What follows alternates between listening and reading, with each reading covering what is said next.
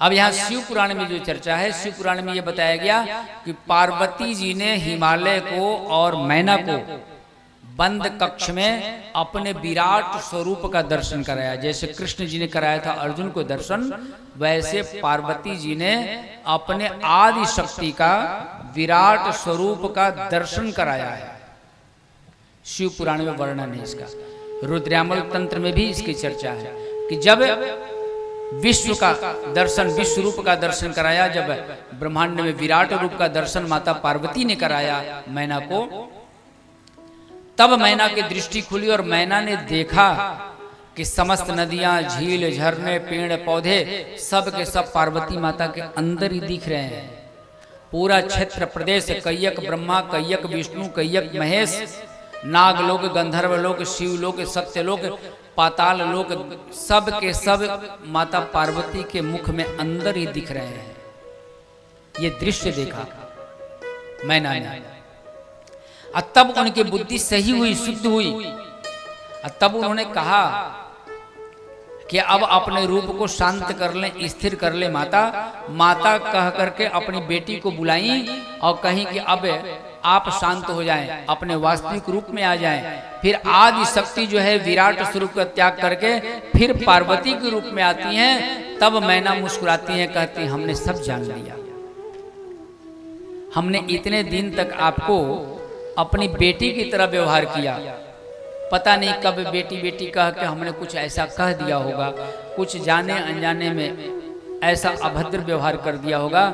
हे जगत जननी हमें क्षमा कर देना, मैं माँ के अधिकार, माँ के प्रेम के अनुसार ही तुम्हें देखती रह गई, लेकिन मुझे नहीं पता कि तुम मेरी भी माँ हो।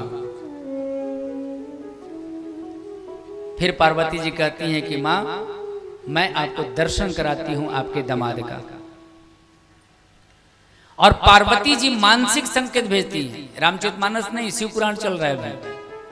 पार्वती जी मानसिक संकेत भेजती है शंकर भगवान के पास। भोलेनाथ बाबा वहीं से कहते हैं हाँ पार्वती बोलो, बाबा जरा आप असली रूप में आ जाओ तो हमारी माँ को दर्शन दो, हमारे पिताजी को दर्शन दे दो। महादेव कहते हैं जैसे अभी हैं ऐसे आ जाएं। कह नहीं इस ऐसे नहीं,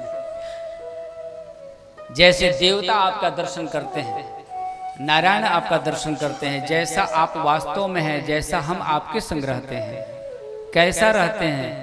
पार्वती जी कहती हैं कर्पूर गौरम करुणावतारम संसार सारम भुजगेन्द्रहारम सदा वसंतम हृदयारविंदे भवम भवानी सहितम नमामि। आप ऐसे हैं, आप इस रूप को दर्शन दीजिए। कैसे हैं? कपूर की तरह चमकता हुआ गोरा। कपूर कितना बढ़िया होता है, ओरिजिनल कपूर, सुंदर।